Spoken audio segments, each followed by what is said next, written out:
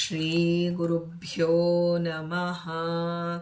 ಶಾಂತಾಕಾರಂ ಭುಜಗಶಯನಂ ಪದ್ಮನಾಭಂ ಸುರೇಶಂ ವಿಶ್ವಾಧಾರಂ ಗಗನಸದೃಶಂ ಮೇಘವರ್ಣಂ ಶುಭಾಂಗಂ ಲಕ್ಷ್ಮೀಕಾಂತಂ ಕಮಲನಯನೈ ಯೋಗಿಭಿರ್ಧ್ಯಾನಗಮ್ಯಂ ವಂದೇ ವಿಷ್ಣುಂ ಭವಭಯಹರಂ ಸರ್ವಲೋಕೈಕನಾಥಂ. ನಿಮ್ಮೆಲ್ಲರ ಹೃದಯದಲ್ಲಿ ಅನುಗ್ರಹಪೂರ್ವಕವಾಗಿ ಕುಳಿತಿರ್ತಕ್ಕಂತಹ ಸಮಸ್ತ ಗುರು ಪರಂಪರೆಗೆ, ಸಮಸ್ತ ಋಷಿ ಪರಂಪರೆಗೆ ಪ್ರತ್ಯೇಕವಾದ ವಂದನೆಗಳನ್ನು ಸಲ್ಲಿಸ್ತಾ, ಪರಮ ಭಾಗವತರನ್ನು ಕೊಂಡಾಡುವುದು ಪ್ರತಿದಿನವೂ ಎಂಬ ಶೀರ್ಷಿಕೆಯಲ್ಲಿ ನಾವು ಋಷಿ ಮುನಿಗಳ ಋಷಿಕೆಯರ ಒಂದು ಆತ್ಮಚರಿತ್ರೆ ಹಾಗೂ ಅವರ ಸಾಧನೆಗಳ ಬಗ್ಗೆ ತಿಳಿತಾ ಬಂದಿದ್ದೇವೆ. ಈಗ ನಾವು ಋಷಿ ಮುನಿಗಳಲ್ಲಿ ಅವರ ಒಂದು ಸಾಧನೆ ಒಂದು ಕಡೆಯಾದರೆ, ಇನ್ನೊಂದು ಕಡೆ ವರಶಾಪಗಳಲ್ಲಿ ಅವರ ಚಿಂತನೆ ಹೇಗಿತ್ತು, ವರಶಾಪಗಳನ್ನು ಅವರು ಹೇಗೆ ತಮ್ಮ ಸಾಧನೆಗಾಗಿ ಭಗವಂತ ಅವರಿಗೆ ಆ ವರಶಾಪಗಳ ಮೂಲಕವೂ ಹೇಗೆ ಸಾಧನೆ ಮಾಡಿಸಿದ ಅಂತ ನಾವು ತಿಳಿತಾ ಬರ್ತಾ ಇದ್ದೇವೆ. ಈಗ ಮತ್ತೊಂದು ಮಹಾಭಾರತದಲ್ಲಿ ಬರುವಂಥ ಒಂದು ಪ್ರಸಂಗ, ಇದರಲ್ಲಿ ಆ ಶಾಪ ಅವಳಿಗೆ ಹೇಗೆ ಒಂದು ವರವಾಯಿತು ಅನ್ನೋದನ್ನು ತಿಳಿಯೋಣ. ಶಕುಂತಲೆಗೆ ದುರ್ವಾಸರ ಶಾಪ ಬಂದಿದೆ. ಯಾವ ಪ್ರಸಂಗ ಅನ್ನೋದನ್ನು ನಾವು ತಿಳಿತಾ ಬರೋಣ. ಕಣ್ವ ಋಷಿಗಳು ಪ್ರತಿನಿತ್ಯ ಅನುಷ್ಠಾನಕ್ಕಾಗಿ ಆ ಒಂದು ಅರಣ್ಯದಲ್ಲಿ ವಾಸ ಮಾಡಿಕೊಂಡು ತಮ್ಮ ಬಹಳ ದೊಡ್ಡ ಆಶ್ರಮ ಇತ್ತು ಕಣ್ವರದು ಅಂತ ಒಂದು ಕಣ್ವ ಋಷಿಗಳು ಆಶ್ರಮ ಮಾಡಿಕೊಂಡು ಪ್ರತಿಯೊಬ್ಬರಿಗೂ ಜ್ಞಾನದಾನವನ್ನು ಮಾಡ್ತಾ ಇದ್ರು. ಒಂದು ದಿನ ಋಷಿ ಮುನಿಗಳು ಅನುಷ್ಠಾನಕ್ಕಾಗಿ ನದಿ ತೀರಕ್ಕೆ ಹೊರಟಿದ್ದಾರೆ, ಎಲ್ಲ ಪರಿವಾರದೊಂದಿಗೆ ಹೊರಟಿದ್ದಾರೆ. ಆಗ ಅಲ್ಲಿ ಒಂದು ಅಳುವಂತಹ ಶಬ್ದ ಕೇಳುತ್ತೆ. ಆ ಕೇಳಿದಾಗ ಅದನ್ನು ನೋಡ್ತಾರೆ. ಶಕುಂತ ಪಕ್ಷಿಗಳಲ್ಲಿ ಒಂದು ಜಾತಿಯ ಪಕ್ಷಿಗೆ ಶಕುಂತ ಪಕ್ಷಿ ಅಂತ ಹೇಳ್ತಾರೆ. ಆ ಶಕುಂತ ಪಕ್ಷಿಗಳು ಆ ಮಗುವನ್ನು ರಕ್ಷಣೆ ಮಾಡ್ತಾ ಇತ್ತು.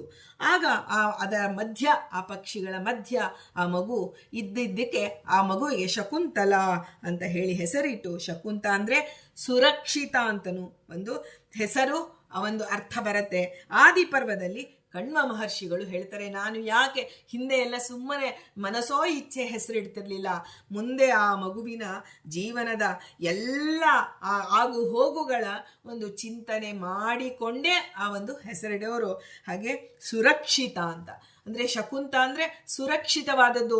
ಸಾಧನೆಯಲ್ಲಿ ಇವಳು ಸುರಕ್ಷಿತವಾಗಿ ಆ ಒಂದು ಇಡೀ ಒಂದು ಭರತ ಖಂಡಕ್ಕೆ ಒಳ್ಳೆಯ ಚಕ್ರವರ್ತಿಯಾಗುವಂತಹ ಮಗುವನ್ನು ದಯಪಾಲಿಸುವಂತಹ ಶಕ್ತಿ ಭಗವಂತ ಇವಳಿಗೆ ಕೊಡ್ತಾನೆ ಅನ್ನೋದು ಮೊದಲಿಗೆ ತಿಳಿದು ಕಣ್ವ ಮಹರ್ಷಿಗಳು ಶಕುಂತಲೆಯನ್ನು ಜೋಪಾನ ಮಾಡ್ತಾರೆ.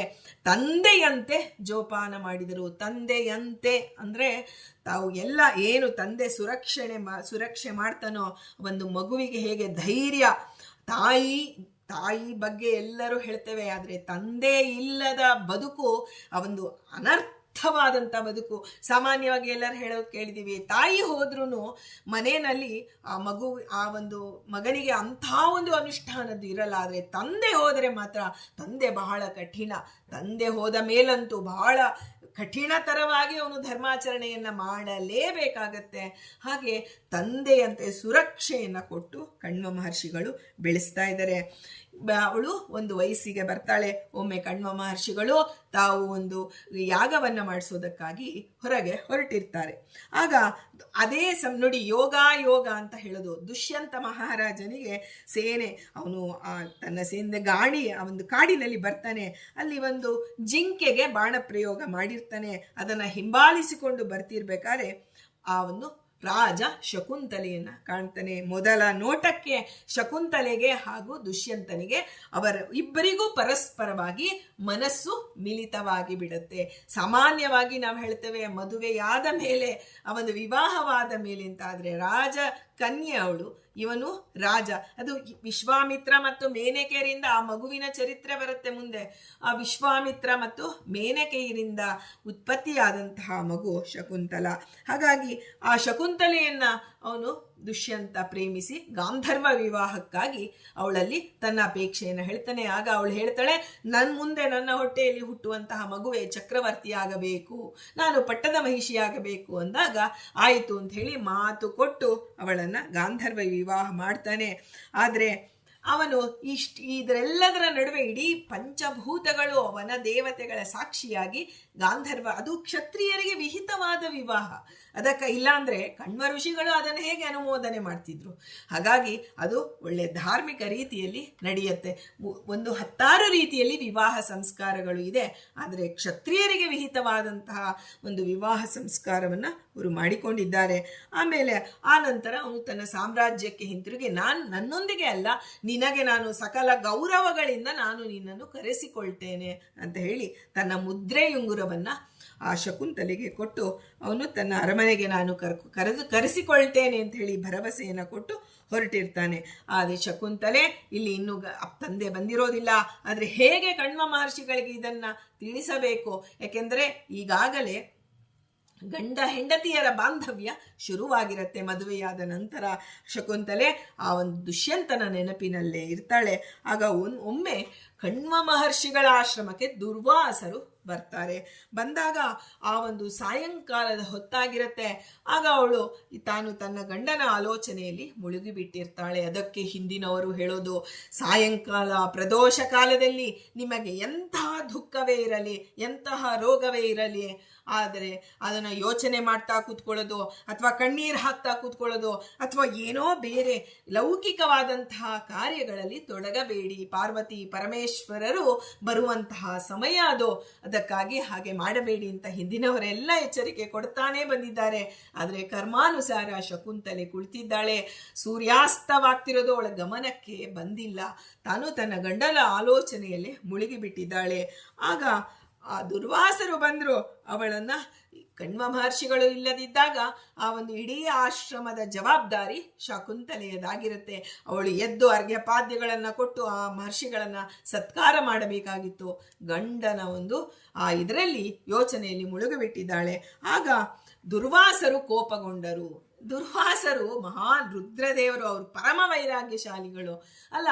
ಆ ಒಂದು ಮಾತೇ ಕೂಡೋದಿಲ್ಲ ನಮಗೆ. ನಾವೆಲ್ಲ ಸುಮ್ಮನೆ ಶಾಪ ವರಗಳನ್ನು ಕೇಳ್ತಾ ಹೋಗ್ಬಿಡ್ತೀವಿ. ಅವರಿಗೆ ತುಂಬ ಸಂತೋಷ ಆಯಿತು, ವರ ಕೊಟ್ಟರು. ಇವರಿಗೆ ತುಂಬ ಕೋಪ ಬಂತು, ಶಾಪ ಕೊಟ್ಟರು ಅಂತ. ಆದರೆ ಅಲ್ಲಿ ಕೋಪ ಮತ್ತು ಆ ಒಂದು ಸಂತೋಷಗಳು ಆಯಾ ಜೀವರ ಒಂದು ವಿಕಾರಗಳೇ ಹೊರತು ಅಲ್ಲಿರ್ತಕ್ಕಂಥ ಭಗವಂತ ಕೋಪವೂ ಇಲ್ಲ, ತಾಪವೂ ಇಲ್ಲ. ಅವನು ನಿರ್ವಿಕಾರನಾಗಿ ಒಳಗಿದ್ದ. ಮುಂದೆ ಏನು ನಡಿಬೇಕಾಗಿದೆ ಅದನ್ನ ಭಗವಂತ ಅವರಿಂದ ನುಡಿಸಿದ್ದಾನೆ. ನೀನು ಕನಸು ಕಾಣ್ತಾ ಇದೆಯಲ್ಲ, ಯಾವ ವ್ಯಕ್ತಿಯ ಬಗ್ಗೆ ನೀನು ಕನಸು ಕಾಣ್ತಾ ಇದೆಯಲ್ಲ, ಅವನು ನಿನ್ನ ಸಂಪೂರ್ಣವಾಗಿ ಮರೆತು ಬಿಡಲಿ. ಇದು ಗೊತ್ತೇ ಇಲ್ಲ ಶಕುಂತಲೆಗೆ. ದುರ್ವಾಸರು ಬಂದಿದ್ದು ಗೊತ್ತಿಲ್ಲ, ಶಾಪವಾಗಿದ್ದು ಗೊತ್ತಿಲ್ಲ. ಆ ನಂತರ ಆ ಸಖಿಯರೆಲ್ಲ ಬಂದು ಅವಳನ್ನ ತನ್ಮಯಳಾಗಿ ಕೂತಿರ್ತಾಳೆ. ಈಗ ನಾವು ಹೇಳ್ತೀವಿ ನೋಡಿ, ಪ್ರೇಮ ಅನ್ನೋದೇ ಹಾಗೆ, ತನ್ಮಯತೆಯನ್ನ ಅದನ್ನೇ ಭಗವಂತ ಹೇಳ್ತಾನೆ. ಇದೇ ನಮಗೆ ಗೊತ್ತಿಲ್ಲ ಆ ಒಂದು ಪ್ರೇಮಿಸುವಂತಹ ವ್ಯಕ್ತಿಗಳ ಆ ಸಂದರ್ಭಗಳು ಹೇಗಿರುತ್ತೆ ಅಂದ್ರೆ, ಅವರಿಗೆ ಯಾರು ಎದುರಿಗೆ ಬಂದರೂ ಏನು ಗೊತ್ತಾಗಲ್ಲ. ಅದನ್ನೇ ಭಕ್ತಿ ಅನ್ನೋದು. ವ್ಯಕ್ತಿಯಲ್ಲಿ ಬಂದ್ರೆ ಅದು ಪ್ರೇಮ ಕಾಮವಾಗತ್ತೆ, ಆದರೆ ದೇವನಲ್ಲಿ ಬಂದಾಗ ಅದು ಭಕ್ತಿ ಆಗತ್ತೆ. ಸೊ ಈ ಭಕ್ತಿ, ಆ ಭಕ್ತಿಯನ್ನೇ ನಮಗೆ ಗೊತ್ತಿದೆ ಹೇಗೆ ತನ್ಮಯತೆ, ನಮಗೆ ಗೊತ್ತಿಲ್ಲದಂತೆ ಮನಸ್ಸು ತನ್ಮಯವಾಗತ್ತೆ ವ್ಯಕ್ತಿ ಮತ್ತು ಜಡಗಳಲ್ಲಿ, ಜೀವ ಜಡಗಳಲ್ಲಿ. ಆದರೆ ದೇವನಲ್ಲಿ ಆಗಬೇಕು, ಆ ತನ್ಮಯತೆ ಬರಬೇಕು ಅಂದ್ರೆ ಅದಕ್ಕೆ ಬಹಳ ಅರ್ಹತೆ ಬೇಕು, ಗುರೂಪಸಕ್ತಿ ಬೇಕಾಗತ್ತೆ. ಹೀಗೆ ಅವಳು ಆ ಸಖಿಯರು ಬಂದು ತನ್ಮಯಳಾಗಿ ಕೂತಂತ ಶಕುಂತಲೆಯನ್ನು ಎಬ್ಬಿಸ್ತಾರೆ. ಎಬ್ಬಿಸಿದಾಗ ಅವಳು ಕ್ಷಮೆ ಯಾಚನೆ ಮಾಡ್ತಾಳೆ. ದುರ್ವಾಸರ ಕಾಲಿಗೆ ಬೀಳ್ತಾಳೆ. ಸ್ವಾಮಿ, ನನ್ನದು ಅಪರಾಧವಾಯಿತು. ಯಾವ ವ್ಯಕ್ತಿ ತನ್ನ ಅಪರಾಧವನ್ನು ಒಪ್ಪಿಕೊಂಡು ಶರಣಾಗತಿಯಿಂದ ಬರ್ತಾನೋ ಅವನಿಗೆ ರಾಮನ ಒಂದು ವ್ಯಕ್ತಿತ್ವವೇ ಅದು. ಶರಣಾಗತನಾದವರಿಗೆ ರಾಮದೇವರು ಅಭಯವನ್ನ ಕೊಡುವಂತಹ ದೀಕ್ಷೆಯನ್ನ ರಾಮ ಪ್ರತಿಯೊಂದು ಇದರಲ್ಲಿ, ಅದರಲ್ಲೂ ದುರ್ವಾಸರು ಯಾರು? ರುದ್ರದೇವರು ದುರ್ವಾಸರಾಗಿ ಬಂದಿದ್ದಾರೆ. ಆ ಒಂದು ರುದ್ರದೇವರ ಉಪಾಸ್ಯ ಮೂರ್ತಿಯೇ ರಾಮ. ವಿಷ್ಣು ಸಹಸ್ರನಾಮದಲ್ಲಿ ಬರತ್ ನೋಡಿ, ಸೇತುಂ ದೃಷ್ಟ್ವಾ ಬ್ರಹ್ಮಹತ್ಯಾ ವ್ಯಪೋಹತು ಅಂತಾರೆ. ಅಂದ್ರೆ ರಾಮ ಸೇತುವನ್ನ ನಾವು ನೋಡಿದರೆ ಅಂತ ಹೇಳ್ತಾರೆ. ಸೇತುಂ ದೃಷ್ಟ್ವಾ ಅಂದ್ರೆ ನೋಡಿದರೆ ಅಂದಾಕ್ಷಣ ಕಣ್ಣಿಗೆ ನಾವು ಇವಾಗ ಯಾವುದೋ ಒಂದು ಫೋಟೋದಲ್ಲ, ನೋಡಿದರೆ ಅಂದ್ರೆ ಆ ದೃಷ್ಟಿಕೋನದಿಂದ, ಗುರುಗಳು ಕೊಡುವಂತಹ ದೃಷ್ಟಿಕೋನದಿಂದ, ಇದು ಹರಿವಾಯುಗಳು ಇದನ್ನ ನಮಗೆ ಸೇತುವೆಯನ್ನು, ಜಗತಸ್ಸೇತವೇ ನಮಃ ಅಂತ ವಿಷ್ಣು ಸಹಸ್ರನಾಮ, ಜಗತಸ್ಸೇತವೇ ನಮಃ. ಜೀವನಿಗೂ ದೇವನಿಗೂ ಒಂದು ಸೇತುವೆಯಾಗಿ ನಿಲ್ಲುವವರೇ ಗುರುಗಳು. ಈ ಒಂದು ಆ ಒಂದು ಏನು ರಾಮ ಸೇತುವನ್ನ ನೋಡಿದಾಗ ನಮಗೆ ಗುರುಗಳ ನೆನಪಾಗಬೇಕು. ಶ್ರೀಮದ್ ಆಚಾರ್ಯರು ಆ ಸೇತುವಂತೆ ನಮಗೂ ಹಾಗೂ ಭಗವಂತನಿಗೂ ಸೇತುವೆಯಂತೆ ಇದ್ದಾರೆ. ಜೀವ ದೇವನ ಬಳಿ ಹೋಗಬೇಕಲ್ಲ, ಆಗ ಒಂದು ಗಂಗಾ ನದಿ, ಸಂಸಾರವೆಂಬ ನದಿ ಹರಿತಾ ಇದೆ. ಆ ಹರಿಯುವ ಸಂಸಾರದಲ್ಲಿ ಈಜಿಕೊಂಡು ಹೋಗುವಂತಹ ನಮಗೆ ಸಾಮರ್ಥ್ಯ ಇಲ್ಲ. ಸೇತುವೆ ಅಂದ್ರೆ ಸುಖವಾಗಿ ಈ ದಡದಿಂದ ಆ ದಡಕ್ಕೆ ದಾಟಿ ಬಿಡ್ತೇವೆ. ಆ ಸೇತುವೆ ಯಾರು? ಆ ರಾಮದೇವರು, ಸಾಕ್ಷಾತ್ ಹನುಮಂತ ದೇವರು ಎಲ್ಲ ಕಪಿಸೇನೆಯೊಂದಿಗೆ ಕಟ್ಟಿದಂತಹ ಆ ಸೇತುಂ ದೃಷ್ಟ ಬ್ರಹ್ಮಹತ್ಯ ವ್ಯಪೋಹತು ಅಂತ ಹೇಳ್ತಾರೆ ಆಚಾರ್ಯರು. ಅಂದ್ರೆ ಬ್ರಹ್ಮಹತ್ಯ ಅಂತ ದೋಷಗಳು ನಿವಾರಣೆ ಆಗುತ್ತೆ. ಇವತ್ತು ರಾಮ ಸೇತು ಮುಳುಗಿ ಹೋಗಿದೆ, ಆದರೆ ಅದನ್ನ ಅವರು ಇದರಿಂದ ಕಂಡು ಹಿಡಿದಿದ್ದಾರೆ. ಒಳಗಡೆ ಅದು ಮುಳುಗಿರ್ತಕ್ಕಂಥ ಆ ಒಂದು ದರ್ಭ ಶಯನನಲ್ಲಿ ಆ ಒಂದು ಅಲ್ಲಿ ಕೂತು ಗುರುಗಳು ಹೇಳಿದಂತಹ ರೀತಿಯಲ್ಲಿ ಸೇತುವನ್ನ ನೋಡಬೇಕು, ನಮ್ಮ ಕಣ್ಮುಂದೆ ಬರಬೇಕು. ರಾಮ ಸೇತು ಒಂದು ಕಟ್ಟುವಾಗ ಹೇಗೆ ಒಂದು ಕಲ್ಲಿನ ಮೇಲೆ ರಾಮ ರಾಮ ರಾಮ ಅಂತ ಬರೆದು ಒಂದು ಆನಂದ ರಾಮಾಯಣ ಅಂತಿದೆ, ಅದರಲ್ಲಿ ಅದು ದಯಮಾಡಿ ಕ್ಷಮಿಸಿ, ಯಾಕೆಂದ್ರೆ ಮನಸ್ಸು ಈಗ ರಾಮ ಸೇತುವಿನ ಹತ್ರ ಹೋಗಿದೆ. ಹೇಗೆ ಅದು ಕರೆದುಕೊಂಡು ಹೋಗುವವನು ದೇವನೇ. ಇದಕ್ಕೆ ನಾನು ಯಾಕೆ ಹೇಳಕ್ ಬಂದೆ ಅಂದ್ರೆ, ದುರ್ವಾಸರು ಕೋಪಿಷ್ಟರಲ್ಲ, ಕೋಪಗೊಂಡು ಕೊಟ್ಟಿದ್ದಲ್ಲ. ರಾಮ ಅವರ ಉಪಾಸ್ಯ ಮೂರ್ತಿ. ರಾಮ ಹೇಗೆ ಶಾಂತನೋ ಹಾಗೆಯೇ 3 ದಿನ ರಾಮ ಮಲಗಿದ್ದಾನೆ ಸಮುದ್ರ ರಾಜನ, ನನಗೆ ದಾರಿ ಬಿಡು ಅನ್ನೋದಕ್ಕೆ ಶಾಂತ, ಪರಮ ಶಾಂತ ಮೂರ್ತಿ ರಾಮ. ಅವನ ಉಪಾಸಕರಾದ ರುದ್ರದೇವರು ಪರಮ ಶಾಂತರು, ಆದ್ರೆ ಒಳಗೆ ನಿಂತು ನುಡಿಸಿದ್ದು ದೇವನೇ ಆಗಿದ್ದಾನೆ ಅಂತ ತಿಳಿಬೇಕು. ಯಾವ ಋಷಿ ಮುನಿಗಳು ಕೋಪ ಬಂತು, ಕೋಪದಿಂದ ಶಾಪ ಕೊಟ್ರು ಅಂತ ನಾವು ಖಂಡಿತವಾಗಿ ತಿಳಿಬಾರ್ದು. ಏನಂದ್ರೆ ಆ ರಾಮ ಹಾಗೆ ಕೂತಿದ್ದಾನೆ. ಇಂಥ ಒಂದು ಸಂಗತಿಯನ್ನ ನಾವು ಆ ಸೇತುವೆಯನ್ನ ನೋಡಿದಾಗ ನಮ್ಮ ಮನಸ್ಸು ಆ ಹರಿವಾಯುಗಳಲ್ಲಿ, ಆನಂದ ರಾಮಾಯಣ ಅಂತ ಹೇಳಿದೆ ಅದರಲ್ಲಿ ಬರುತ್ತೆ. ಒಮ್ಮೆ ಎಲ್ಲರೂ ರಾಮ ರಾಮ ರಾಮ ಅಂತ ಬರೆದು ಹಾಕ್ತಿದ್ರು. ರಾಮನಿಗೆ ಇದು ಸಾಮಾನ್ಯವಾಗಿ ಶಾಸ್ತ್ರಕ್ಕೆ ವಿರುದ್ಧವಲ್ಲದನ್ನ ಅದನ್ನ ತೆಗೆದುಕೊಳ್ಳಬಹುದು ಅಂತ ಹೇಳ್ತಾರೆ ಆಚಾರ್ಯರು. ಯಾವುದೇ ಒಂದು ಜನಪದ ಕಥೆಯಾಗಿರ್ಬೋದು, ಆದ್ರೆ ಅದು ಶಾಸ್ತ್ರಕ್ಕೆ ವಿರುದ್ಧವಾಗಿರಬಾರದು. ಎಲ್ಲರೂ ರಾಮ ರಾಮ ಬರೆದ್ರು, ಸೇತು ತೇಲ್ತಾ ಇದೆ. ಆದ್ರೆ ರಾಮ ನೋಡಿದಂತೆ ಎಲ್ಲರೂ ನನ್ನ ಹೆಸರು ಬರೆದು ಹಾಕ್ತಾ ಇದ್ದಾರೆ, ನಾನು ಆ ಕಲ್ಲನ್ನ ತೆಗೆದುಕೊಂಡ, ರಾಮನೇ ಸ್ವತಃ ಒಂದು ಕಲ್ಲು ತೆಗೆದುಕೊಂಡು ಸಮುದ್ರದಲ್ಲಿ ಹಾಕಿದ್ರೆ ಅದು ಕಲ್ಲು ಮುಳುಗಿ ಹೋಯ್ತಂತೆ. ರಾಮ ಆ ಕಡೆ ಈ ಕಡೆ ನೋಡ್ತಾನೆ, ಯಾರು ಹನುಮಂತ ದೇವರು ನೋಡಿ ಬಿಟ್ರು ಅದನ್ನ. ಆಗ ಹನುಮಂತ ದೇವರು ಹೇಳ್ತಾರೆ ಬಂದು, ಸ್ವಾಮಿ ನೀನು ಎಲ್ಲರನ್ನ ಉದ್ಧಾರ ತೇಲಿಸುವವನು ನೀನು, ಆದ್ರೆ ನೀನೇ ಕೈ ಬಿಟ್ಟರೆ ಎಲ್ಲರೂ ಮುಳುಗಿ ಹೋಗ್ತಾರೆ. ನಿನ್ನ ಹೆಸರು ನೀನ್ಯಾಕೋ, ನಿನ್ನ ಹಂಗ್ಯಾಕೋ, ನಿನ್ನ ನಾಮದ ಬಲವೊಂದಿದ್ದರೆ ಸಾಕು. ದಾಸರು ಈ ಎಲ್ಲ ಪ್ರಸಂಗಗಳನ್ನ ಮನಸ್ಸಿನಲ್ಲಿ ಇಟ್ಟುಕೊಂಡು ದೇವರ ನಾಮವನ್ನ ಮಾಡ್ತಾರೆ. ನಿನ್ನ ನಾಮದ ಬಲದಿಂದ ನಾವು ಸೇತುವೆ ಕಟ್ಟಿದೀವಿ, ಆದ್ರೆ ನಾವು ನಿನ್ನ ನೆನೆದು ಹಾಕಿದ್ರೆ ಅದು ತೇಲತೆ. ಅದು ನಿನ್ನ ಮಹಿಮೆ ಸ್ವಾಮಿ, ಕಲ್ಲಿನ ಮಹಿಮೆ ಅಲ್ಲ.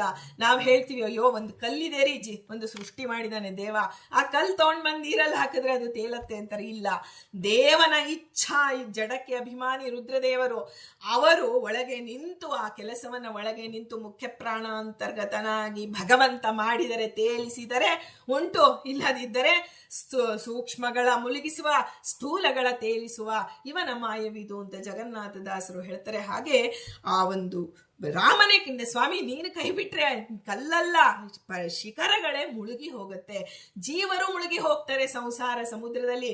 ನೀನು ಅಲ್ಲಿವರೆಗೂ ನೀನು ಕೈ ಹಿಡಿದಿರ್ತೀಯೋ ಅಲ್ಲಿವರೆಗೂ ನಾವು ಮುಳುಗಲ್ಲ, ಆದ್ರೆ ತೇಲುವಂತಹ ಸ್ಥಿತಿಗಾದರೂ ನೀನು ನಮ್ಮನ್ನ ಕೈ ಹಿಡಿಯಬೇಕು ಅಂತಾರೆ. ಹೀಗೆ ಜನಪದ ಕಥೆಯಾದರೂ ಎಷ್ಟು ಅರ್ಥಪೂರ್ಣವಾಗಿದೆ. ಇಂತಹ ರಾಮನ ಉಪಾಸಕರು ರುದ್ರದೇವರು ಕಾಶಿಗೆ ಹೋದರೆ ಇವತ್ತಿಗೂ ಕಾಶಿಯಲ್ಲಿ ಮರಣಾನ್ ಮುಕ್ತಿ ಅಂತಾರೆ. ಮುಕ್ತಿ ಅಂದ್ರೆ ಏನು? ಮೋಕ್ಷ ಅವಸ್ಥೆ ಅಂತ ಅಲ್ಲ.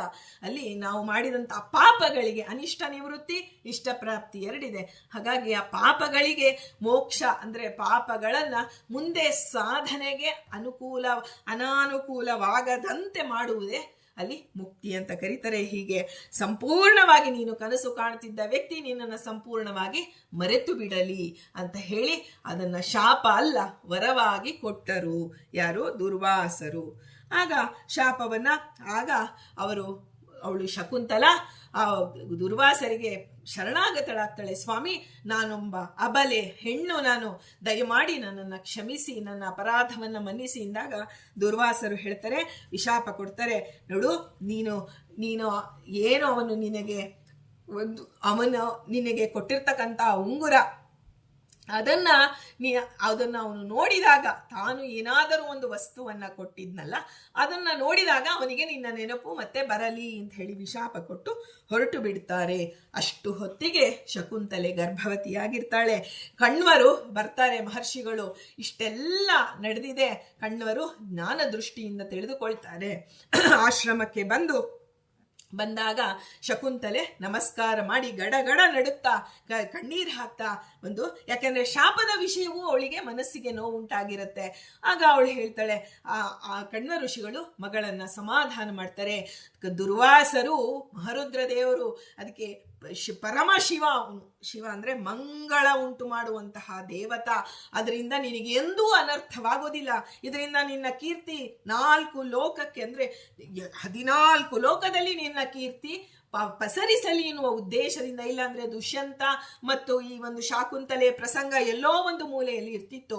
ಆದ್ರೆ ಈ ಶಾಪ ಏನಾಯ್ತು, ಶಕುಂತಲೆ ಎಷ್ಟು ಧರ್ಮನಿಷ್ಠಳು, ಕಣ್ವರು ಎಷ್ಟು ಅವಳಿಗೆ ಜ್ಞಾನೋಪದೇಶವನ್ನ ಮಾಡಿದರೆ ಅಂತ ಮುಂದೆ ಕಾಣ್ತೀವಿ. ಅವಳು ಅಷ್ಟು ರೀತಿಯಲ್ಲಿ ಸಭೆಯಲ್ಲಿ ಬಂದು ರಾಜನಿಗೆ ಹೇಳ್ತಾಳೆ, ರಾಜನ ಕರ್ತವ್ಯ ಏನು, ಹೆಂಡತಿಯನ್ನ ಹೇಗೆ ಗಂಡ ನೋಡಿಕೊಳ್ಳಬೇಕು, ಹೆಂಡತಿಯ ಏನಾದರೂ ಅವಳು ತಪ್ಪು ಮಾಡಿದರೆ ಅಂದ್ರೆ ಯಾವುದೋ ಒಂದು ಮಹಾಪಾಪವನ್ನ ಮಾಡಿದ ಅದಕ್ಕೆ ಗಂಡನೇ ಹೊಣೆ ಆಗ್ತಾನೆ. ಯಾಕೆಂದ್ರೆ ಅವಳನ್ನ ಆ ರೀತಿಯಲ್ಲಿ ಧರ್ಮ ಮಾರ್ಗದಲ್ಲಿ ಇರುವಂತೆ ನೋಡಿಕೊಳ್ಳುವುದೇ ಗಂಡನ ಕೆಲಸವಾಗಿರತ್ತೆ. ಅಂದ ಮೇಲೆ ನೀನು ನನ್ನ ಮರೆತರೆ ಅಂತ ಹೇಳಿ ಮುಂದೆ ತುಂಬಾ ಚೆನ್ನಾಗಿ ಇಡೀ ಸಭೆಯಲ್ಲಿ ಅವಳು ತನ್ನ ಜ್ಞಾನಪೂರ್ವಕವಾದ ಒಂದು ಮಾತುಗಳನ್ನ, ಅಲ್ಲಿ ಆಕ್ರೋಶಕ್ಕಿಂತ ಅವಳ ಜ್ಞಾನ ಹೊರಹೊಮ್ಮಿದೆ. ವಾಲ್ಮೀಕಿ ರಾಮಾಯಣದಲ್ಲಿ ಇದೆಲ್ಲ ನಾವು ಕಾಣ್ತೇವೆ. ಆಗ ಶಕುಂತಲೆ ಗರ್ಭವತಿಯಾಗಿರ್ತಾಳೆ. ಕಣ್ವರು ಸಮಾಧಾನ ಮಾಡಿ ಆಶ್ರಮದ ಸಹವರ್ತಿಗಳೊಂದಿಗೆ ಅವಳನ್ನ ರಾಜಧಾನಿಗೆ ಕಳಿಸಿಕೊಡ್ತಾರೆ. ಆ ದೋಣಿಯ ಮೂಲಕ ಅದನ್ನ ದಾಟಬೇಕಾಗಿದೆ. ನದಿಯಲ್ಲಿ ಆಳವಾದಂತಹ ನೀರು ಇದೆ. ಆ ನೀರಿನ ಉದ್ದಕ್ಕೂ ನೋಡಿ, ಕರ್ಮಾನುಸಾರಿ ಬುದ್ಧಿ ಅನ್ನೋದು ಕರ್ಮಾನುಸಾರಿಣಿ. ನಮ್ಮ ಮುಂದಿನ ಕರ್ಮ ನಮ್ಮ ಇವತ್ತಿನ ಬುದ್ಧಿ ಅಂತ ನಾವು ತಿಳಿಬೇಕು. ಹಾಗೆ ತನ್ನ ಬೆರಳನ್ನ ಹೀಗೆ, ಈಗ ಸಾಮಾನ್ಯವಾಗಿ ದೋಣಿಯಲ್ಲಿ ಕೂತಾಗ ಹೀಗೆ ಕೈ ಬೆರಳುಗಳನ್ನು ಆಡಿಸುವುದು ಅದು ಸಹಜವಾದಂತಹ ಪ್ರಕ್ರಿಯೆ. ಹಾಗೆ ಮಾಡುವಾಗ ಆ ದುಷ್ಯಂತ ಕೊಟ್ಟಂತಹ ಉಂಗುರ ಆ ಒಂದು ನೀರಿನಲ್ಲಿ ಒಳಗೆ ಬಿದ್ದು ಹೋಗುತ್ತೆ. ಅವಳಿಗೆ ಅರಿವೇ ಆಗೋದಿಲ್ಲ. ಆಗ ದುಷ್ಯಂತನ ಆಸ್ಥಾನಕ್ಕೆ ಎಲ್ಲ ಅವರು ಅನುವರ್ತಿಗಳೆಲ್ಲ ಕರೆದುಕೊಂಡು ಬರ್ತಾರೆ. ಬಂದಾಗ ಆ ಪತಿ ತನ್ನನ್ನ ಅಲ್ಲಿ ಶಕುಂತಲೆ ಅವ್ರು ಹೇಳ್ತಾರೆ, ಕಣ್ವ ಮಹರ್ಷಿಗಳ ಆಶ್ರಮದಿಂದ ಬಂದಿದ್ದೇವೆ, ಅವರನ್ನ ರಾಜ ತನ್ನ ಸಭೆಗೆ ಬರಕ್ಕೆ ಹೇಳಿ ಅವ್ರಿಗೆಲ್ಲ ಆದರಾತಿಥ್ಯಗಳನ್ನೆಲ್ಲ ಮಾಡ್ತಾನೆ. ಆಗ ಶಕುಂತಲೆಯನ್ನ ತೋರಿಸಿ, ನಿನ್ನ ಹೆಂಡತಿ ಗರ್ಭವತಿ ಇದ್ದಾಳೆ ದುಷ್ಯಂತ, ಅವಳನ್ನ ಒಪ್ಪಿಸಿ ಹೋಗೋದಕ್ಕೆ ನಾವು ಬಂದಿದ್ದೇವೆ ಅಂತ ಹೇಳಿ ಋಷಿ ಮುನಿಗಳು ಏನು ಅವರ ಜೊತೆಯಲ್ಲಿ ಬಂದಿದ್ರು ಅವರೆಲ್ಲ ಒಪ್ಪಿಸಿ ಹೊರಟು ಬಿಡ್ತಾರೆ. ಆಗ ಇದ್ದಕ್ಕಿದ್ದಂತೆ ಈ ರೀತಿ ಇಡೀ ರಾಜಸಭೆ ಇದೆ ಹೇಳಿದಾಗ, ಅದರಲ್ಲೂ ಹೆಂಡತಿ ಅಂತ ಹೇಳದೆ ಕಷ್ಟ, ಅದರಲ್ಲಿ ಗರ್ಭವತಿಯಾಗಿದ್ದಾಳೆ ಅಂದ್ರೆ ಜನರೆಲ್ಲ ಆ ದುಷ್ಯಂತನನ್ನ ಶಕುಂತಲೆಯನ್ನ ಅನುಮಾನ ದೃಷ್ಟಿಯಿಂದ ನೋಡ್ತಾರೆ ಅಂತ ಹೇಳಿ ಆ ದುಷ್ಯಂತ ಹೇಳ್ತಾನೆ, ನನಗೆ ನೀನು ಯಾರು ಅನ್ನೋದೇ ನನಗೆ ಗೊತ್ತಿಲ್ಲ. ಆಗ ಆಶ್ಚರ್ಯವಾಗಿ ಬಿಡುತ್ತೆ ಶಕುಂತಲೆಗೆ. ಎಂಥ ಮಾತು ಕೊಟ್ಟು ಗಾಂಧರ್ವ ರೀತಿಯಿಂದ ವಿವಾಹವಾಗಿ ದೇವತೆಗಳ ಸಾಕ್ಷಿಯಾಗಿ ವನದೇವತೆಗಳ ಸಾಕ್ಷಿಯಾಗಿ ವಿವಾಹವಾಗಿದೆ, ಆದ್ರೆ ನೀವು ಇಲ್ಲ ಅಂತ ಇದ್ದೀರಲ್ಲ ಅಂತ ಹೇಳಿ ಆಗ ಅವಳು, ನೀವು ನೋಡಿ ಮುದ್ರೆ ಉಂಗುರ ಕೊಟ್ಟಿದ್ದೀರಾ ಅಂತ ಹೇಳಿ ತೆಗೆದು ತೋರ್ಸಕ್ ಹೋಗ್ತಾಳೆ. ಅಲ್ಲಿ ಉಂಗುರ ಇರೋದೇ ಇಲ್ಲ. ಆಗ ಅವಳಿಗೆ ದುರ್ವಾಸರ ನೆನಪಾಗತ್ತೆ. ಈ ದುರ್ವಾಸರ ಶಾಪದಿಂದಾಗಿ ನಾನು ಉಂಗುರವನ್ನ ಕಳೆದುಕೊಂಡಿದ್ದೇನೆ, ಇನ್ನು ಏನು ಮಾತನಾಡಿದರೂ ಪ್ರಯೋಜನವಿಲ್ಲ. ಆದರೂ ಅವಳು ಬಿಡೋದಿಲ್ಲ. ತಾವಿಬ್ಬರು ಕೂಡಿದಂತಹ ಎಲ್ಲ ಪ್ರಸಂಗಗಳನ್ನ ವಿವರಿಸ್ತಾಳೆ, ಜ್ಞಾನಪೂರ್ವಕವಾಗಿ ವಿವರಿಸ್ತಾ ಹೋಗ್ತಾಳೆ.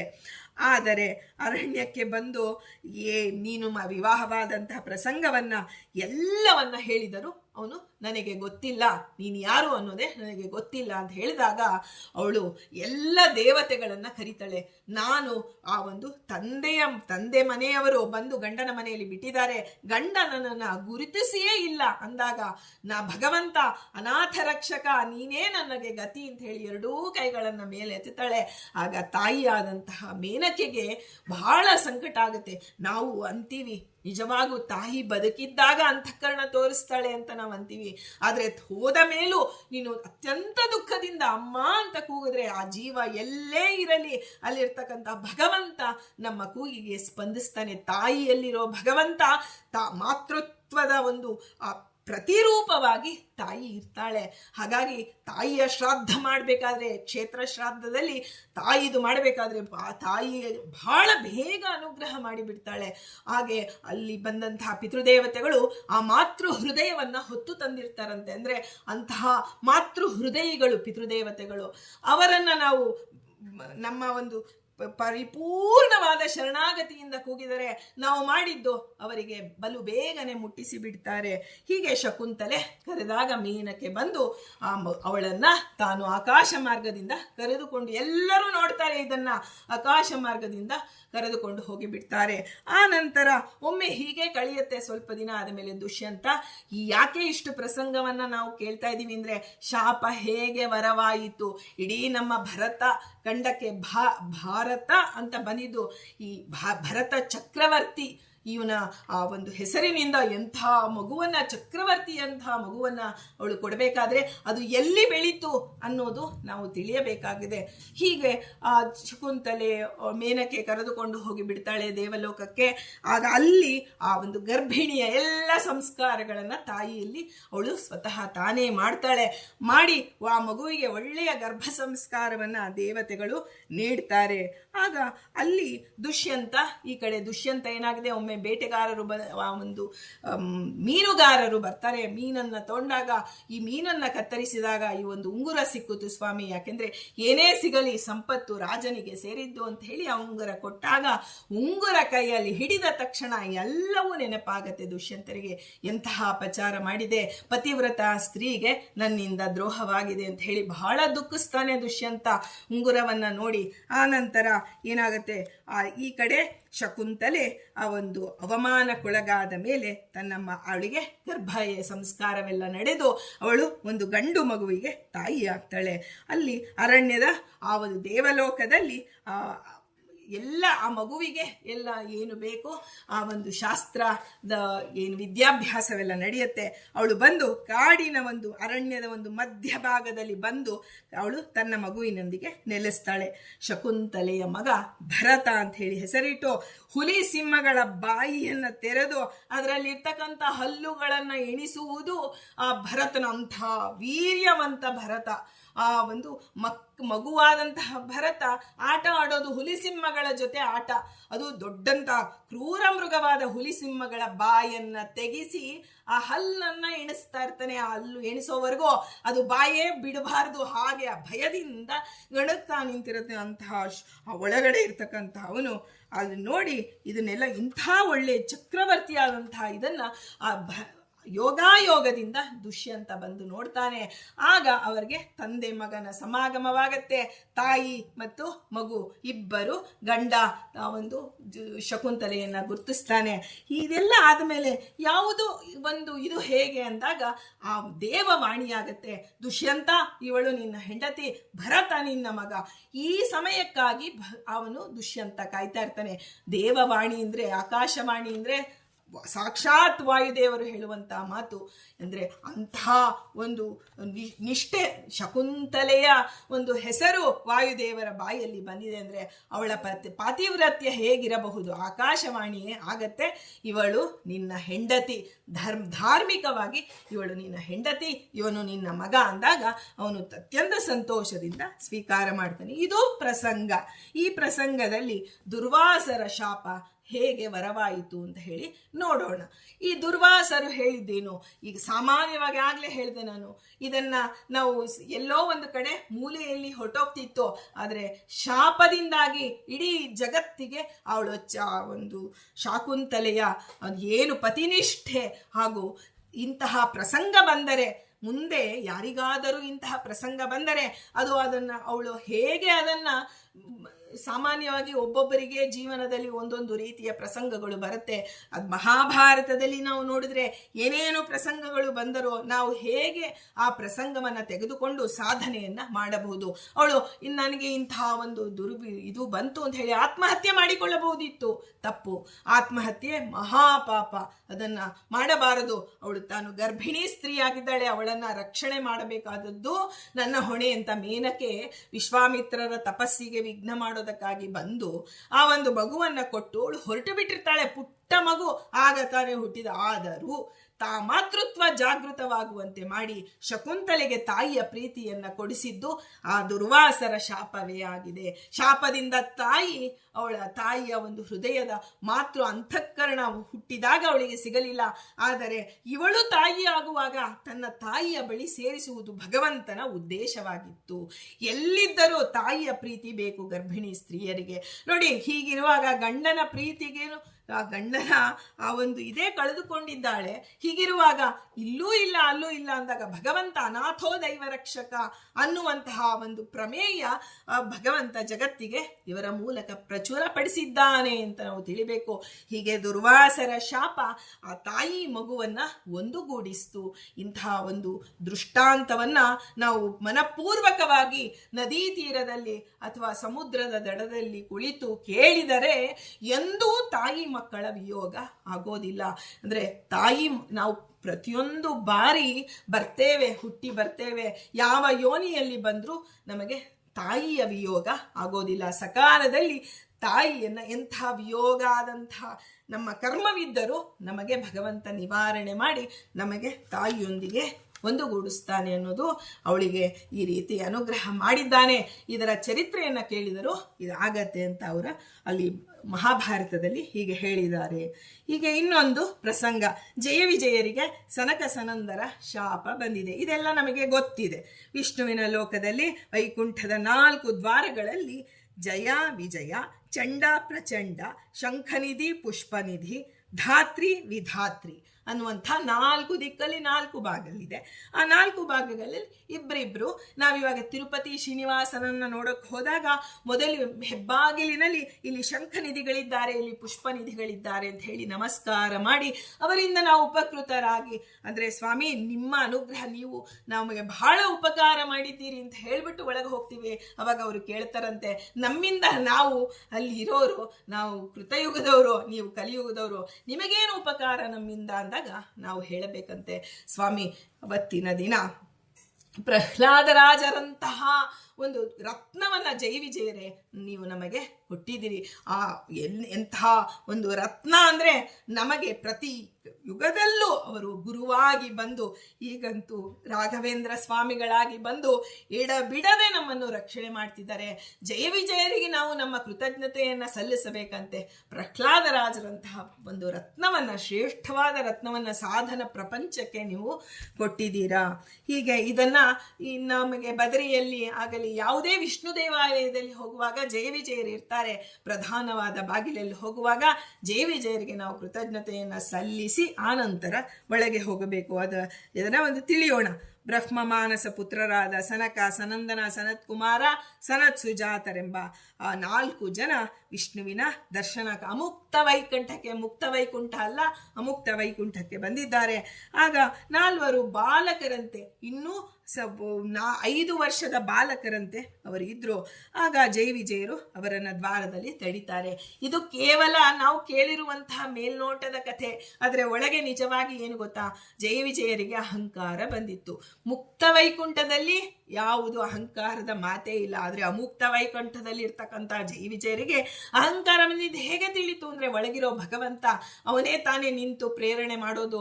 ಆಗ ಅವನು ಒಳಗಡೆ ಇದ್ದ ಅಹಂಕಾರ, ಇಂಥ ಅಹಂಕಾರ ಸಾಧಕರಿಗೆ ಒಳ್ಳೆಯದಲ್ಲ ಅಂತ ಹೇಳಿ ಆ ಬಂದ ಸನಕ ಸನಂದರನ್ನ ತಡೆಯುವಂತೆ ಭಗವಂತ ಪ್ರೇರಣೆ ಮಾಡಿ ಆಗ ಅವರು ಆ ಜೈ ವಿಜಯರಿಗೆ ಶಾಪವನ್ನ ಕೊಡ್ತಾರೆ. ಮರ್ತ್ಯಲೋಕದಲ್ಲಿ ಹೋಗಿ ಜನಿಸಿ, ಅಹಂಕಾರ ಅನ್ನೋದು ಮನುಷ್ಯರ ಒಂದು ಗುಣ ಅಂತ ಹೇಳಿ ಹೇಳಿಬಿಡ್ತಾರೆ. ದೇವ ಸ್ವಭಾವ ಅಲ್ಲ ಅಹಂಕಾರ, ನಾನೂ ನನ್ನದು ಅನ್ನೋದು ಮನುಷ್ಯರ ಗುಣ, ಹೋಗು ಮನುಷ್ಯರಾಗಿ ಹುಟ್ಟು ಅಂತ ಹೇಳಿದಾಗ ಅಲ್ಲಿ ಭಗವಂತ ಓಡಿ ಬರ್ತಾನೆ. ಆಗ ಬಂದಾಗ ಜಯ ವಿಜಯರು ಶರಣಾಗ್ತಾರೆ. ಸನಕ ಸನಂದರು, ಸ್ವಾಮಿ ಈ ಶಾಪ ನಮ್ಮಿಂದ ನೀನೇ ನಿಂತು ನುಡಿಸಿದ್ಯಾ, ಈ ಶಾಪವನ್ನ ಅದನ್ನ ಹಾಗೇ ಇರ್ಬೇಕಾ ಅಥವಾ ಅದನ್ನ ಬಿಡಿಸ್ಬೇಕಾ ಅನ್ನೋದು ನಿನಗೆ ಸೇರಿದ್ದು, ನೀನು ಮನಸ್ಸು ಮಾಡಿದ್ರೆ ಇದನ್ನ ಕ್ಷಮಿಸಿ ಈ ಶಾಪವನ್ನ ತೆಗೆದು ಹಾಕು ಅಂತನೂ ಪ್ರಾರ್ಥನೆ ಮಾಡ್ಕೋತಾರೆ. ಆದ್ರೆ ದೇವ ಎಲ್ಲರಲ್ಲಿ ನಿಂತು ಅವನೇ ಕೊಟ್ಟಿರೋದು, ಆದ್ರಿಂದ ಅವನು ಹೇಳ್ತಾನೆ, ಇಲ್ಲ, ಜ್ಞಾನಿಗಳ ಮಾತನ್ನ ಸತ್ಯಂ ವಿಧಾತುಂ ನಿಜಭೃತ್ಯ ಭಾಷಿತಂ, ನಿಜಭೃತ್ಯರಾದ ನಿಮ್ಮ ಮಾತನ್ನ ನಾನು ಸತ್ಯ ಮಾಡಲೇಬೇಕು ಅಂತ ಹೇಳಿ ಭಗವಂತ, ನೀವು 3-6 ಒಂದು ಜನ್ಮದಿಂದ ನನ್ನ ಒಂದು ಭಕ್ತರಾಗಿ ಬರ್ತಿರೋ, 3 ಜನ್ಮದಲ್ಲಿ ನನ್ನ ಶತ್ರುಗಳಾಗಿ ಬರ್ತಿರೋ ಅಂದ್ರೆ ಸ್ವಾಮಿ, ಶತ್ರುವಾದರೂ ಪರವಾಗಿಲ್ಲ, ನಿನ್ನನ್ನು ಬಿಟ್ಟು ನಾವಿರಲಾರೆವು, ಅಹಂಕಾರನ ಕ್ಷಮ ಮಾಡು, ಆದಷ್ಟು ಬೇಗನೆ ನಾವು ನಮ್ಮ ಸ್ಥಾನಕ್ಕೆ ಬರುವಂತೆ ಮಾಡು ಅಂತ ಹೇಳಿ ಪ್ರಾರ್ಥನೆ ಮಾಡಿಕೊಳ್ತಾರೆ. ಅಲ್ಲಿ ಏನು ಒಂದು ಸನಕ ಸನಂದರು ಜೈ ವಿಜಯರಿಗೆ ಶಾಪ ಕೊಟ್ಟರು ನೋಡಿ, ಆ 2 ಆಯ್ಕೆಯನ್ನ ಒಂದು ಕೊಟ್ಟರು. ಆ ಒಂದು ಆಯ್ಕೆಯಲ್ಲಿ ನೋಡಿ ನಮಗೆ ಅವರಿಗೆ ಎಷ್ಟು ಉತ್ಕಟತೆ ಇತ್ತು ಅಂದ್ರೆ, ನಾವೆಂದು ಇಂಥ ಉತ್ಕಟತೆ ಇದ್ರೂ ಭಗವಂತನ ಬಳಿ ಆ ಒಂದು ಕಲಿ ಪ್ರವೇಶವಾದಾಗ ಇಂಥ ತಪ್ಪು ಅವರಲ್ಲಿ ನಡೆದು ಹೋಗಿದೆ. ಆದ್ರೆ ಆ ಜೈ ವಿಜಯರೇ ಬಂದಾಗ ನೋಡಿ, ಇವ್ರು ಬಂದ್ರು, ರಾವಣ ಕುಂಭಕರ್ಣರಾಗಿ ಬಂದಾಗ ರಾಮ ಬಂದು ಅವರನ್ನ ತಾನೇ ಸಂಹಾರ ಮಾಡಿದ. ಇಲ್ಲಿ ಒಂದು ಕೃಷ್ಣನಲ್ಲಿ ಬಂದಾಗ ಏನು ಅದೇ ಜೈ ವಿಜಯರೇ ಬಂದ್ರು, ಅದು ದಂತವಕ್ರ ಇವರಾಗಿ ಬಂದಾಗ ಭಗವಂತ ಅವರನ್ನು ಮಾಡಿದ. ಇದೆಲ್ಲ ಮುಂದೆ ನಮಗೇನಾಗತ್ತೆ, 3 ಅವತಾರದ ಭಗವಂತ ಬರೋದಕ್ಕೆ, ಅಲ್ಲಿ ವರಾಹ ದೇವರು ಬರೋದಕ್ಕೂ ಜೈ ವಿಜಯರೇ ಆಗಿದ್ದಾರೆ ಅವರ ಒಂದು ಆದರೆ ನಮ್ಮ ಎಷ್ಟು ಜನ ಭಗವಂತನ ವರಾಹನ ಉಪಾಸಕರು ಇದ್ದಾರೆ, ವರಾಹ ದೇವರನ್ನ ಸಾಕ್ಷಾತ್ಕಾರ ಮಾಡಿ ನೋಡಿಕೊಂಡುದಕ್ಕೆ ಜೈ ವಿಜಯರು ಕಾರಣ. ಆದರೆ ಅದಕ್ಕೆ ಜೈ ವಿಜಯರು ಬರೋದಕ್ಕೆ ಸನಕ ಸನಂದರು ಕಾರಣ. ಹೀಗೆ ಶಾಪ ಅನ್ನೋದು ವರವಾಗಿ ಪರಿಣಾಮವಾಯಿತು. ಅವರು ತಮ್ಮ ಸಾಧನೆಗಾಗಿ, ತಮ್ಮ ಪ್ರಾಯಶ್ಚಿತ್ತಕ್ಕಾಗಿ ಬಂದಿರಬಹುದು, ಪಾಪವನ್ನ ಉಣ್ಣೋದಕ್ಕಾಗಿ ಬಂದಿರಬಹುದು. ಆದರೆ ನಮ್ಮಂಥವರಿಗೆ ಅಂತಹ ಒಂದು ರತ್ನಗಳು ಬಂದು ನಮ್ಮ ಜೀವನದಲ್ಲಿ ಸಾಧನೆಗೆ ಅವರು ಪ್ರೋತ್ಸಾಹಕರವಾಗಿ ಒಳಗೆ ನಿಂತು ಅವರು ಹೇಗೆ ಸಾಧನೆ ಮಾಡಬೇಕು ಮತ್ಯಲೋಕದಲ್ಲಿ ಬಂದಾಗ ಅಂತ ಹೇಳಿ ನಮಗೆ ಗುರುವಾಗಿ ಬಂದು ನಿಂತಿದ್ದಾರೆ. ಇಷ್ಟೆಲ್ಲ ರೂಪಗಳು, ಶಿಶುಪಾಲ, ದಂತವಕ್ರ, ಆಮೇಲೆ ರಾವಣ, ಕುಂಭಕರ್ಣ, ಹೀಗೆ ಬಂದಾಗ ಎಲ್ಲಿ ಈ ಎಲ್ಲ ಒಂದು 3 ಜನ್ಮದಲ್ಲಿ ಬಂದಾಗಲೂ ಅಂತ ಆಯಾ ಭಗವದ್ರೂಪದ ಒಂದು ನಮಗೆ ಆಯಾ ಭಗವದ್ರೂಪ ಬರೋದಕ್ಕೆ ಇವರು ಕಾರಣರು. ಇವರಕ್ಕಿನ್ನ ಮೂಲವಾಗಿ ಅಲ್ಲಿರ್ತಕ್ಕಂಥ ನಮಗೆ ಸನಕ ಸನಂದರು ಕಾರಣರಾಗಿದ್ದಾರೆ. ಹೀಗೆ ಸನಕ ಸನಂದರು ಮಾಡಿದಂಥ ಕೃತಯುಗದಲ್ಲಿ ನಡೆದದ್ದು ಕಲಿಯುಗದವರೆಗೂ. ಇವತ್ತು ರಾಮನನ್ನ ನಾವು ಆರಾಧನೆ ಮಾಡ್ತೇವೆ. ಅಯೋಧ್ಯ ರಾಮ ಅಂದ್ರೆ ಮನಸ್ಸು ಪರಿಪೂರ್ಣವಾಗಿ ತುಂಬಿ ಬರುತ್ತೆ. ಆನಂದಪ್ರದನಾದಂತಹ ರಾಮನನ್ನ ನಾವು ನೋಡ್ತೇವೆ. ದಶರಥನು ಹಾಗೆ ರಾಮನನ್ನ ನೋಡಿದಾಗ ಸಂಪೂರ್ಣವಾದ ಮೋಕ್ಷಾನಂದ ಅನುಭವಿಸ್ತಿದ್ದ ಅಂತ ಹೇಳ್ತಾರೆ. ಹೀಗೆ ಇಂತಹ ರೂಪ ಬರುವುದಕ್ಕೆ ಕಾರಣವಾಯಿತು ಈ ಶಾಪ ಅಂದ ಮೇಲೆ. ಇದು ಹೇಗೆ ದುಃಖಕರವಾಗುತ್ತೆ? ಶಾಪ ಅಂದ್ರೆ ದುಃಖ ಅಲ್ಲ, ವರ ಅಂದ್ರೆ ಇಷ್ಟ ಅಲ್ಲ. ನಮಗೆ ಶಾಪವಾಗಲಿ ಆ ಒಂದು ವರವಾಗಲಿ ಎಲ್ಲವೂ ಸಾಧನೆಯನ್ನ ಮಾಡಿಸುವುದಕ್ಕಾಗಿ ಭಗವಂತ ಸ್ವಯಂ ನಿಂತು ಮಾಡಿದ್ದಾನೆ ಎಂದಾಗ ವರಶಾಪಗಳನ್ನ ನಾವು ವಿಮರ್ಶೆ ಮಾಡ್ತಾ ಏನಾಗುತ್ತೆ, ಸುಖ ದುಃಖಗಳೆಲ್ಲವೂ ನಮಗೆ ಸಮವಾಗ್ತಾ ಬರುತ್ತೆ. ಸುಖವಾಗಲಿ ಬಹು ದುಃಖವಾಗಲಿ ಏನಾದರೂ ಆಗಲಿ ಸ್ವಾಮಿ, ಅದು ನನ್ನ ಒಳ್ಳೆಯದಕ್ಕಾಗಿ ನೀನು ಮಾಡಿದೆ ಅನ್ನುವ ಆ ಒಂದು ಧಾರ್ಮಿಕತೆಯ ದಾರ್ಢ್ಯತೆ ನಮಗೆ ಬರೋದಕ್ಕಾಗಿ ಈ ರೀತಿಯ ಚಿಂತನೆಗಳು ಅಂತ ಹೇಳ್ತಾ ನಾವಿವತ್ತು ಏನು ಆ ಜಯ ವಿಜಯರನ್ನ ಪರಿಪೂರ್ಣವಾಗಿ ಮನಸ್ಸಿನಿಂದ ಒಂದು ಕೃತಜ್ಞತೆಯಿಂದ ಅವರಿಗೆ ನಮಸ್ಕಾರ ಮಾಡ್ತಾ ಸನಕ ಸನಂದ ಋಷಿಗಳ ಅಂತರ್ಗತ ಮುಖ್ಯ ಪ್ರಾಣ ಅಂತರ್ಗತ ಶ್ರೀಕೃಷ್ಣನಿಗೆ ಎಲ್ಲ ಕಡೆ ಎಲ್ಲ ಪರಿಪೂರ್ಣವಾಗಿ ಪರಿಪೂರ್ಣ ಅಂದ್ರೆ ನಮ್ಮ ಯೋಗ್ಯತಾನುಸಾರವಾಗಿ ಸರ್ವಂ ಶ್ರೀಹರಿಮಯಂ ಅನ್ನುವುದು ಜೀವ ಜಡಗಳಲ್ಲಿ ಭಗವಂತನ ಸನ್ನಿಧಾನ ಇದೆ ಎನ್ನುವಂತಹ ಆ ಒಂದು ಮನಸ್ಥಿತಿಯನ್ನ ದೇವ ನಮಗೆ ಕೊಡು ಅಂತ ಹೇಳಿ ಪ್ರಾರ್ಥನೆ ಮಾಡ್ತಾ ಶ್ರೀಕೃಷ್ಣಾರ್ಪಣಮಸ್ತು.